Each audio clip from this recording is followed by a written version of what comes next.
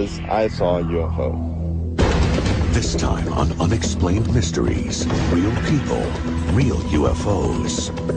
We'll hear stories from ordinary people who have encountered actual UFOs. It had like Egyptian writing, like backwards writing on it. The residents of a small town in Pennsylvania who witnessed an unbelievable sight. No wings, there was no tail section, there was no motors, there was no windows, there was no doors. It was big enough for a grown person to stand up in. Our data files will shock you with true accounts like the unexplained lights above a small Idaho community. At the top of those trees over there was a bright light shining. And the UFOs observed over a peaceful country town. All of a sudden, these objects started coming up out of the treetops. The close encounter of a chopper and a UFO. We were almost involved in a mid-air collision. The frightened witness who was chased by a hostile craft. And this object made a right-hand turn. And by this point, I was getting really scared. The remarkable reports of actual physical evidence of unidentified flying objects. I noticed that on the back of the vehicle, it had something that was covered by a tarp. The irrefutable accounts of military personnel who witnessed UFOs while on duty. The light tracked at a high speed and came to a stop, altered direction.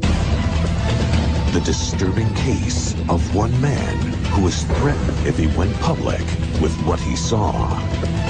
All these guys coming in telling me that if I don't keep my mouth shut, they're going to throw me in jail. And we'll give you the final evaluation with our UNX report here on Unexplained Mysteries, Real People, Real UFOs.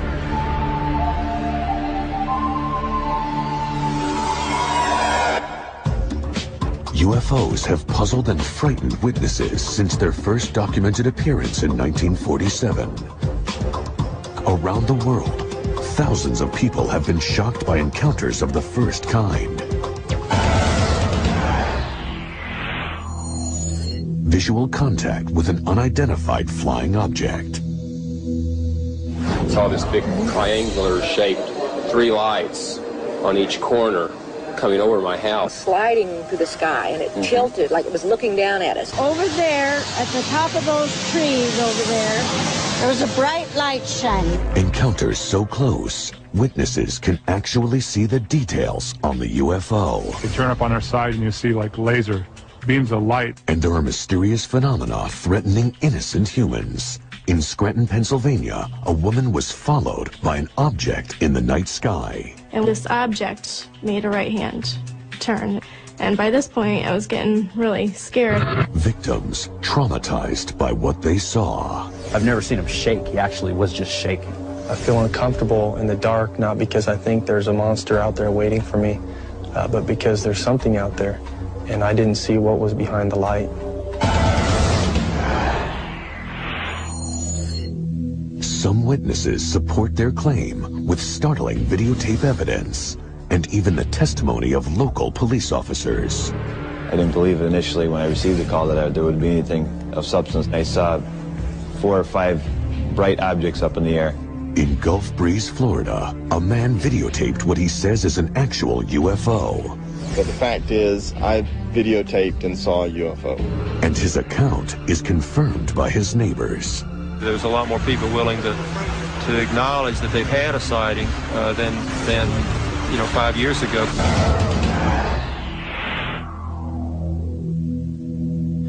Kecksburg, Pennsylvania, a quiet town like thousands of other American towns. After some townspeople saw a UFO, the town would forever split into those who saw it and those who don't believe them. I happened to look up in the sky and I seen this red fireball. It sure wasn't a meteor, because I've seen them fall before. I never seen any of them with blue lights on. And it looked like it made a turn and come back again. And when it come back, it seemed like it went down. What these townsfolk saw will astound you. I got my flashlight and I started down through the woods up to where it was at. There was no wings, there was no tail section, there was no motors, there was no windows, there was no doors. It was big enough for a grown person to stand up in. It had like Egyptian writing, like backwards writing on it. Stars and circles and dashes and lines and things like that. It looked like an acorn. It was really weird. And then it got weirder. Wasn't too much longer. Down through the woods come two gentlemen. The one gentleman, very ramrod straight, very authoritative voice, crew-cut hair. I mean, he just reeked of military. He looked at the object and he looked at us. He says, all right, this is now a restricted area. Means we're all ordered out of here. The flatbed went down and empty, and they come back out with something on the back of it covered up about the size of a Volkswagen. What really happened that night? Some townsfolk say nothing happened at all. Are they lying? If so, why? You've got this town split into two groups. You got the believers and the non-believers. You got neighbors and neighbors that has known each other all their life. Now they don't want to talk on. One believes it and one don't believe it. Experts believe that some of the people of Kecksburg are participating in a hoax. Virtually all of the accounts can be explained by people having looked toward and seeing the Ontario meteor. I don't know how some people can say that nothing ever happened when there was so many people that saw things that night. Something had to happen. Freedom of Information Act states there was 212 military personnel here that night. But why are some people so sure that nothing at all happened that strange night? UFO researcher Stan Gordon has been investigating this case since he heard the original report. Could be that some of these people were in the wrong place at that time. They were in a position where they didn't see what was going on. The fact that there are dozens of people independent of each other who don't even know each other yet, who have given us detailed information about what they experienced and saw that night. And they're giving us confirming information that has not been published yet. There is no hard evidence or debris from the crash, so Gordon's research is limited to relying on people to tell the truth. As in so many of these cases, you have to go by the eyewitness accounts. And in this case, the eyewitness accounts are very, very strong. If we had the physical hardware, the mystery would be over. Soon after the Kecksburg incident, Clifford Stone saw a strange delivery at Lockland Air Force Base in Ashfield, Ohio. Kecksburg is only 200 miles away. I noticed that on the back of the vehicle, it had something that was covered by a tarp. It was about 10 to 12 foot at the base, 12 foot tall. It looked like a chocolate drop. When my friend told me that every question I ever had about UFOs was under that canvas, I was mystified. Do these residents of a small town know the truth? As far as they're concerned, they simply want the answer once and for all. The public has the right to know the true facts regardless of what the object was or what really occurred. What was the object and why after 27 years haven't they revealed what really was found?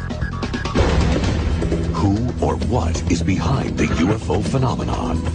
Coming up, we'll show you more shocking evidence of UFO encounters. This was an object that moved at a very fast rate of speed. Unassailable testimony from police officers who witnessed UFOs. Saw 4 or 5 bright objects up in the air. And stay tuned for actual footage of UFOs recorded by eyewitnesses, including rare footage of a new type of sighting. We now are going through a series, it seems, of daylight sightings. And we'll find out if UFO sightings are simply hoaxes. Judgment, if you will, but the fact is, I've videotaped and saw a UFO. But are they friendly, or are they a threat to our existence? This object made a right-hand turn, and by this point, I was getting really scared.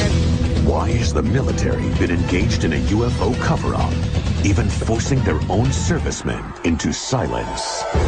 We were just told to not say anything about this to anybody outside of Combat Information Center. The commander told me that I wasn't even supposed to mention this. We'll tell you about the civilian watchdog group that took matters into their own hands. The Air Force was being very secretive about UFOs, and we were trying to get information out. And stay tuned for the summary of all the info in our UNX report, here on Unexplained Mysteries.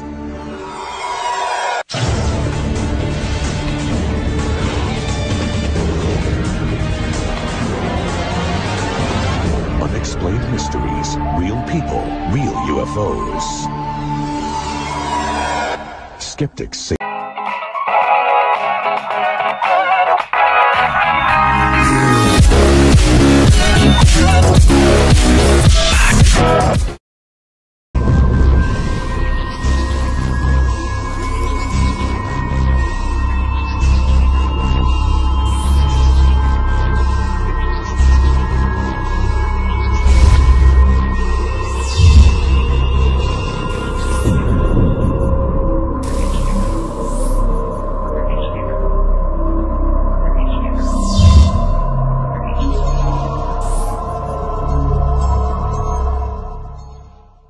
that UFO eyewitnesses are not credible.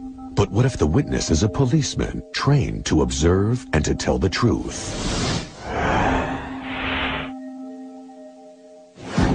A police station in Cleveland, Ohio. This is the actual official statement recorded by Detective John Healy. I have with me in my office at the present time Detective John Healy. Healy's going to describe in his own way of an incident that had occurred last night. Okay, we left Port Columbus Airport at about 10:30 last night. It had a steady red light on its nose. It was cigar-shaped and had a green light shining down out of the aft end. Detective Healy flew in a routine training exercise the previous night. Over the town of Mansfield, Ohio, the men encountered a UFO. We were almost involved in a mid-air collision. I noticed a red light, but I thought it would be the port wing of another aircraft. We saw it kept coming at us. It didn't have any wings. It didn't have any windows, as you would see on a conventional aircraft. The other crewmen saw the UFO and documented the incident in an official military report. But Healy insists on coming forward to talk publicly about this life-threatening event. This object moved at a very fast rate of speed. It saw us probably before we saw it. It just tracked us because we had all our navigation lights on and running and blinking. Over the town of Mansfield, the UFO got so close, the pilot had to initiate evasive maneuvers. The pilot put the helicopter into a dive. The chopper descended at 500 feet per minute. When it reached an altitude of 1,700 feet, the UFO shot a tractor beam at the helicopter. This was just a humongous green light just shining down on us in a very definite cone shape. You could look at the light, you could actually see the beam of the light. Suddenly, the light somehow pulled the chopper up towards the UFO. It scanned us for that instant that it hesitated over us. It scanned us. Then it took off. After the object went off to the west, the helicopter pilot noted that although he had been in a descent and his controls were in the configuration for a descent, the helicopter had actually risen to 3,800 feet. The object was under continual observation for 5 minutes, perhaps even more. Further confirmation of the UFO incident came from two people.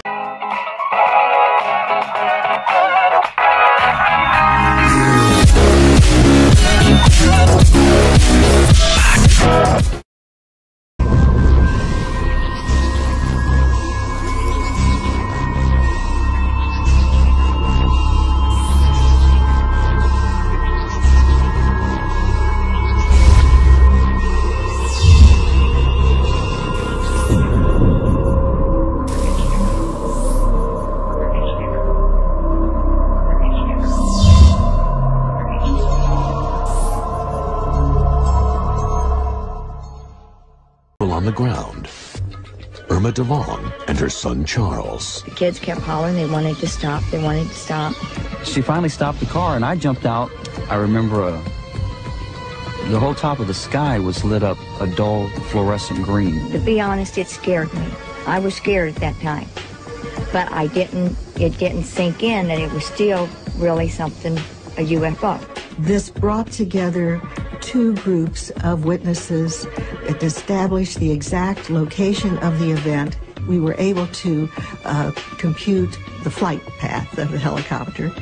J. Allen Hynek, the director of CUFOS, the Center for UFO Studies, interviewed the crewmen at length.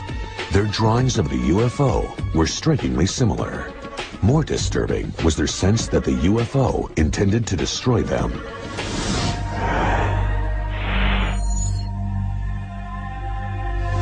After the encounter, the helicopter, like the crewmen, was never the same.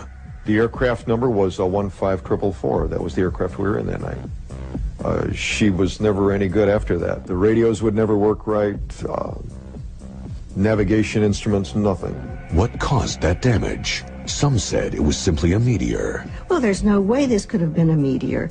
It lasted for 5 minutes.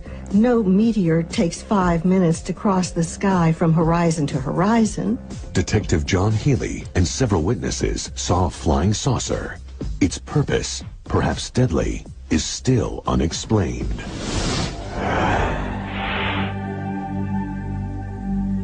Thousands of miles away, other rural towns in Idaho and Washington are plagued by UFOs. Over there, at the top of those trees over there was a bright light shining. And it was like they were putting on a laser show. They turn up on their sides and you see like laser beams of lights. I called the Post Falls Police Department, and they came out and asked us what we thought we were looking at.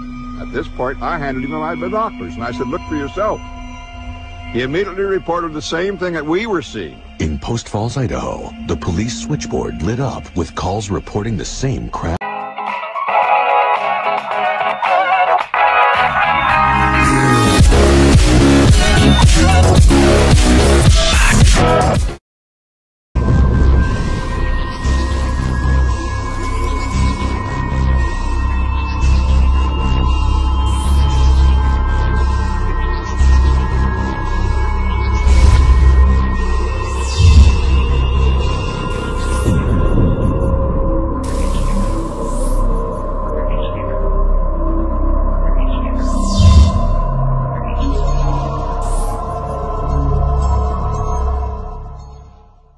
In the sky. Well, it was on graveyard shift, and we had reports that people were seeing twinkling lights. They were kind of nervous. He said there's something floating in the sky. Well, the first thing we did was run outside and look and see if there really was something in the sky, and there was a white light, and there were colored lights kind of rotating around it. There was red, green, blue, purple, and a gold colored light. And they were flashing systematically. It was very shallow, like two shallow saucers placed together. The only lights on it were on the bottom. In the center was a recessed amber light.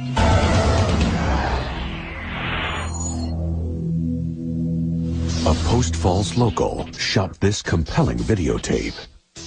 It shows one of the crafts in the sky. In order for the camera to pick up the object, the light emanating from it would have to be unusually bright. Not far away, near Lake Newman, a man was almost blinded by an unearthly light.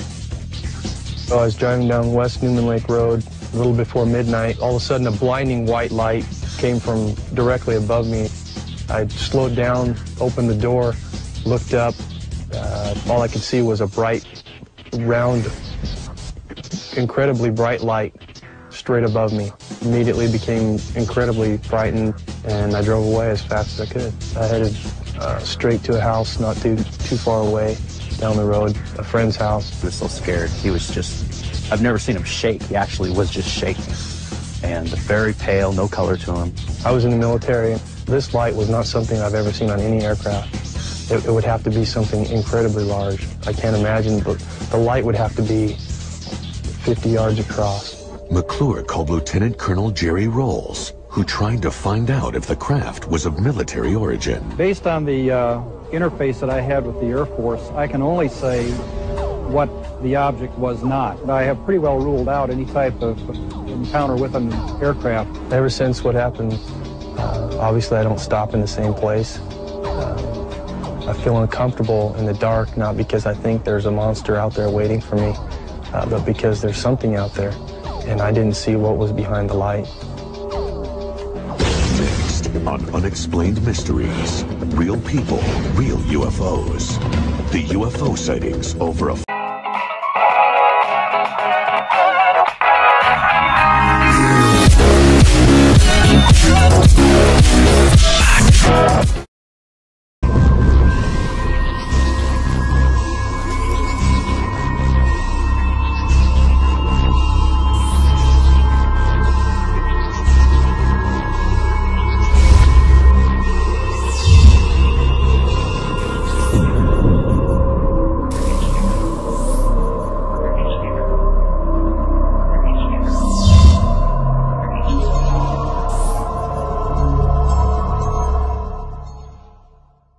resort town. And we have over 500 witnesses, and we have about 262 recorded sightings, and we've investigated almost 200 of those. We'll show you a real-life, unidentified flying object. But the fact is, I videotaped and saw a UFO. And the expert analysis of UFO footage that seems to verify their existence. Photographs, the videos, the witnesses have all proved positive. And the witnesses that are threatened. And this object made a right-hand turn. And by this point, I was getting really scared. The incredibly advanced technology. But is it of human origin? It was doing about 4,000 miles an hour. And why does the military intimidate civilians, along with their own servicemen, into silence? I had some pictures of it that I took. They told me if I had any more pictures, and if they come out, I would end up in jail or the nut out one of the two. I think they are probably covering up the incidents with the FDR because they're covering up all incidences of UFO sightings. And all these questions and answers will be summed up in the UNX report on Unexplained Mysteries. Unexplained Mysteries. Real people, real UFOs.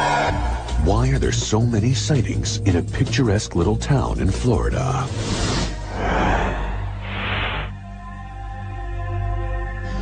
What you're looking at is extraordinary footage of something, perhaps a spacecraft, floating in the sky above the trees. Welcome to Gulf Breeze, Florida. It's a beautiful resort town on the Gulf Coast, otherwise unremarkable.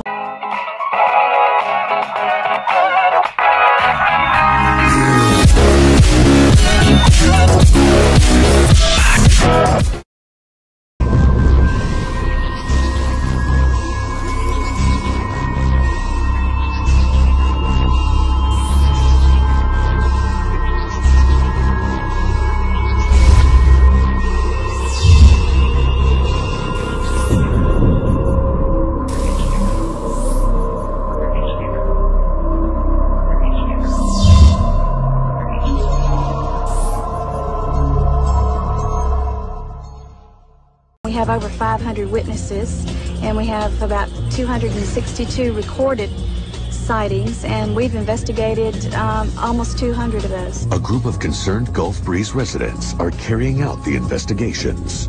Most of them belong to MUFON, the Mutual UFO Network, determined to get to the bottom of UFO mysteries. We call the military.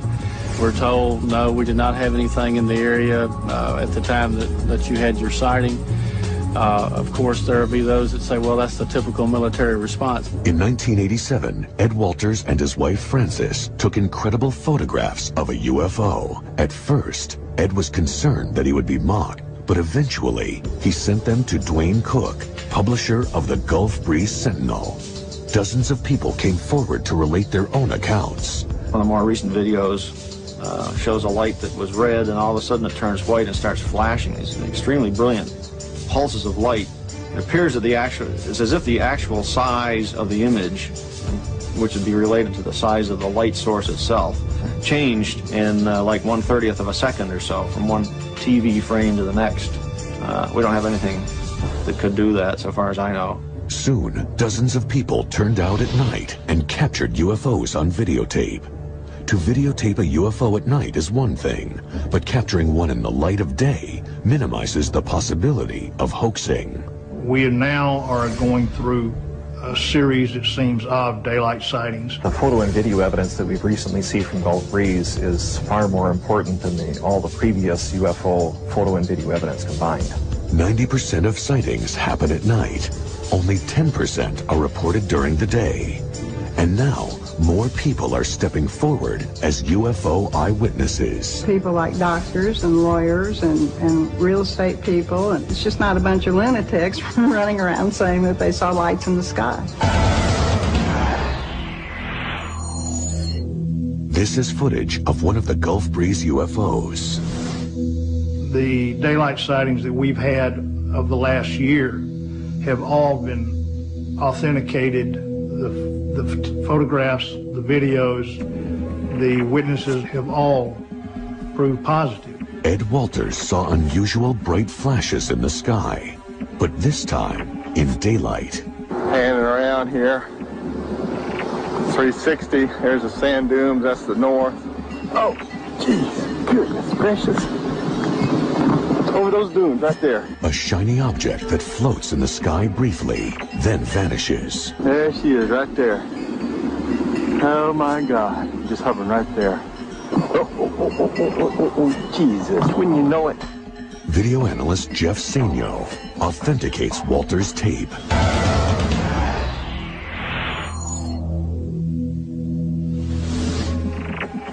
Notice particularly when he sees the object, how the oscilloscope shows that the camera was indeed bounced around. You'll see a lot of video disturbance there, which is typical of a raw video of a camera that's been bounced around. That eliminates editing as a possibility for creating this thing. Walters also took this photo of what he claims is a fighter jet's near collision with a UFO.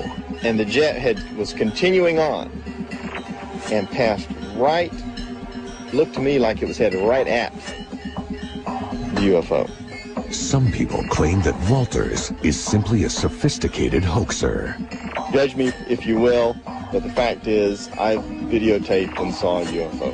This daylight UFO footage is particularly revealing. The UFO, as he observed it, came out of the southeast. It moved over his head at an incredibly fast speed and disappeared out to the northwest. This particular sighting in itself was a landmark sighting in that it actually showed the UFO disappearing or leaving, as it were. See it coming in here, it's very indistinct, appears to be moving relatively slowly. So here's a slowdown of the same video, object hovering there motionless, and zips off instantaneously, barely make it out as it zips off to the right. The object was about 3 miles away on the left side, got up to about 2 miles away on the right side, was doing about 4,000 miles an hour. Another resident captured a UFO on tape. Both its flight pattern and its shape are similar to the others. The various videos corroborate each other. They corroborate previous witness testimony. And so the pieces of the puzzle all fit together. With all the UFO sightings, membership in MUFON is growing.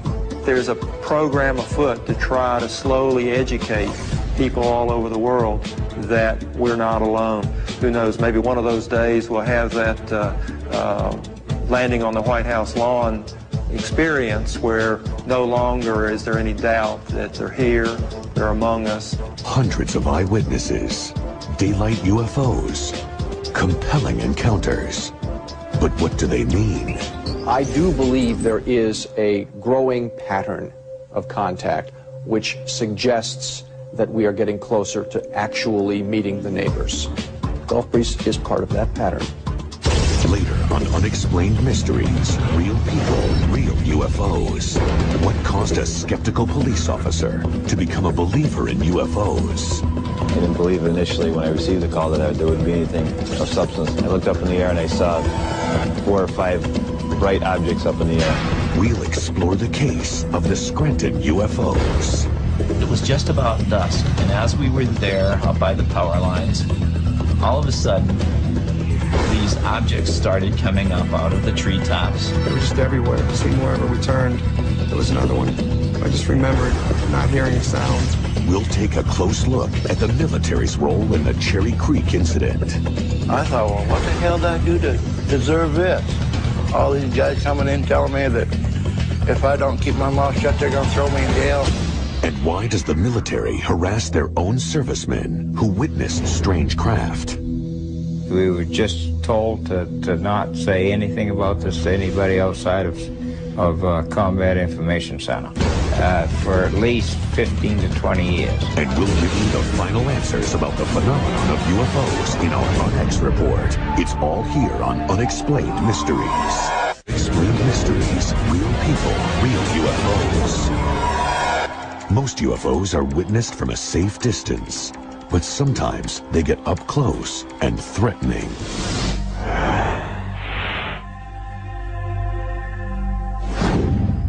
Scranton, Pennsylvania. Christy Stiers was driving home one night, alone. I at first thought it was another car, but I looked out towards the back of me and I noticed there was no car in back of me, and I was adjusting the mirror and I noticed an object in the sky. It was flying behind my car, and I kept watching it in my rearview mirror, and eventually it went over to where I could see it looking out the window. It kept following me driving down the road. And then I made a right-hand turn, and this object made a right-hand turn. And by this point, I was getting really scared. She drove into the driveway and ran up to the front door, came flying in the house, and said something was following her. And then when she told me it was above her car, I didn't know what she was talking about. When the lights returned to the Stiers' home months later, Nadia's husband Gary shot this amazing UFO footage. It was a feeling of great excitement because these things were happening right before your eyes. You didn't know really what these lights were, what was happening. Gary called 911 to tell the police about what he saw. And within a matter of minutes, Officer Callie arrived along with 3 state policemen. And as I taped, they stood alongside of me with their handheld radios in my front yard. I didn't believe initially when I received the call that there would be anything of substance to that I would see. Immediately upon exiting my police vehicle, I looked up in the air and I saw 4 or 5 bright objects up in the air.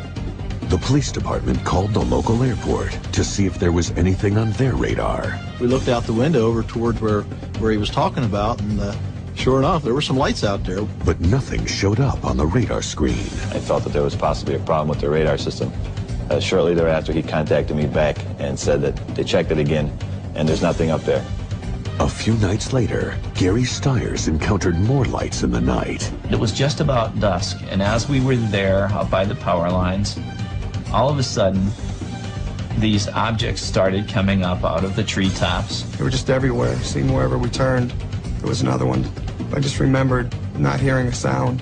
As always, there were those who did not believe that anyone saw a UFO. All I know is that we taped some unusual lights and objects in the sky. The night of January 8th did happen, and I wasn't the only person that saw these things. And all I can say about the tape is that it speaks for itself.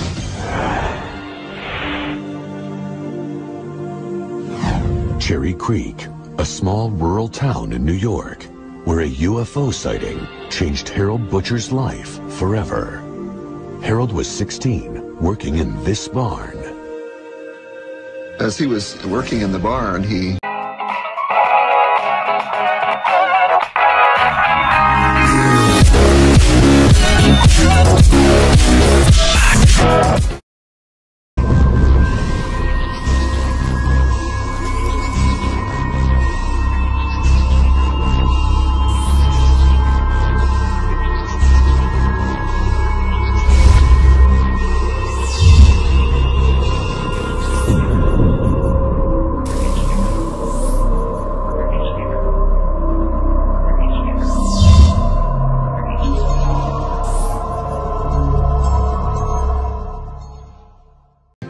noticed that the radio he was listening to became staticky and blanked out. He had been listening to music, and there was a glow in the sky. He ran to the window to see what was happening and saw this gigantic object descending.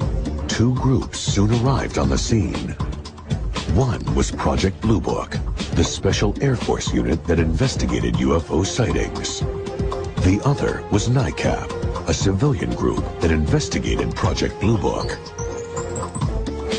NICAP sent one of our investigation teams to the scene. NICAP's members included scientists and retired military personnel. NICAP came into existence because the Air Force was being very secretive about UFOs, and it was felt that a high-level civilian group could maybe pry loose some information. We were basically adversarial. The Air Force, we felt, was hiding information, and we were trying to get information out. Activists would follow Project Blue Book into the field and find eyewitnesses and information the Air Force missed, or maybe didn't want to reveal. The Air Force system in Blue Book was to label reports in one of three ways. Either it was explained, in which case they would say what they thought it was, an aircraft or a balloon or whatever, or it was unexplained, unknown, they used to say, and the third was insufficient data. It was a very interesting case, and one with multiple evidence, including the electromagnetic effects, the physical traces, the illumination, everything. It was a classic mainline UFO sighting. Well, it looked like an airplane. It was that big, and when it set in the field, it had 3 legs on it. It looked like 2 turkey platters put together with a roll of rivets around the outside, and it sat there a good 5 minutes, so I got one real good look at it, and I've never seen my animals act the way that these did, because they jumped and kicked and bucked and made all kinds of ungodly noises. Even stranger was the fate of 2 state troopers who also witnessed the object. They filed a report, then were never heard from again. They had a lot to lose by reporting this. They were risking their reputation, and for them to come out and actually state that they had seen something like that meant a great deal to me. It indicated to me that something genuine was happening in the area. Dick Nelson lives next to the butcher farm. On the day of the sighting, he talked to the state troopers. Well, after the policemen saw it, they had a whole different attitude towards it. They couldn't believe what they saw. Then the Air Force arrived. Next thing I know, here come this guy from the Air Force. They had a truckload of guys that taped off the whole area out there. An Air Force officer started making threats. I had some pictures of it that I took, and the Air Force took them, and they wouldn't even let me have them. They told me if I had any more pictures, and if they come out, I would end up in jail or the nut house, one of the two. Despite the Air Force's apparent cover-up, they may have left the biggest piece of evidence. They classified the incident as unidentified. The fact that the Air Force classified this as an unidentified is very interesting and very significant because they were very stingy about doing that. Ordinarily, they would be very happy if they could label a sighting and get rid of it. If it was, even if it was stretching the truth, they would try to explain it as an aircraft or a balloon or strobe lights or something, a meteor. But the Air Force seemed to do all they could to suppress the truth. I thought, well, what the hell did I do to deserve this?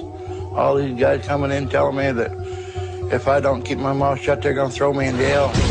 Coming up, who or what caused the unidentified objects seen by crewmen on the USS FDR? My friends called me to come outside, and we observed a bright light quite high in the sky.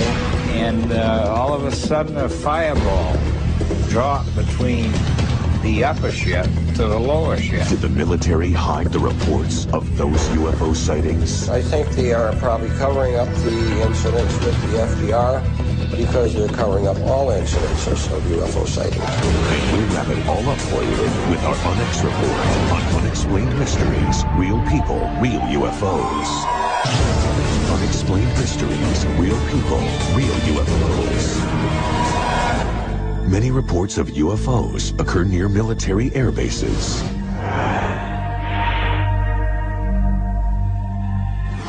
The U.S. aircraft carrier Franklin D. Roosevelt was on maneuvers off the coast of Cuba. Suddenly, a brilliant object appeared. I saw a bright light at the forward of the bow on the right-hand side, which would be the starboard side. So I follow these guys up to the flight deck, and we're watching this little object, like a light, that was following our ship. And then it came out of the sky at us. It looked like a star, but was much brighter. The light tracked at a high speed and came to a stop, altered direction, and accelerated to high speed, stopped again. Contrary to Navy procedure, these 3 veterans were not asked to file reports, and there is no record of the sightings. Strangest of all, none of the other men who saw the UFOs can be found. During maneuvers codenamed Operation Mainbrace, there were many UFO sightings. A plane from the FDR was followed by an unknown object.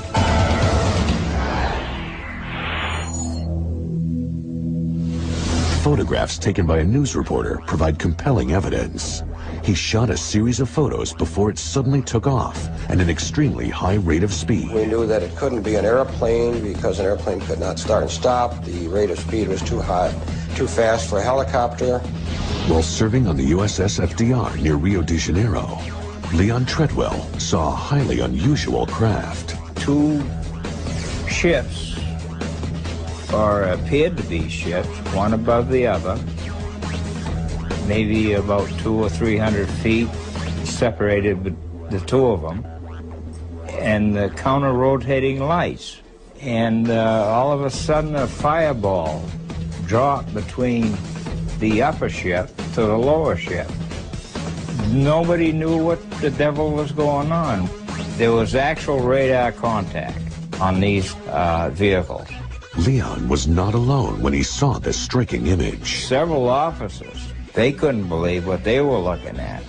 Everybody signed a release statement that nobody outside of CIC would say anything about this.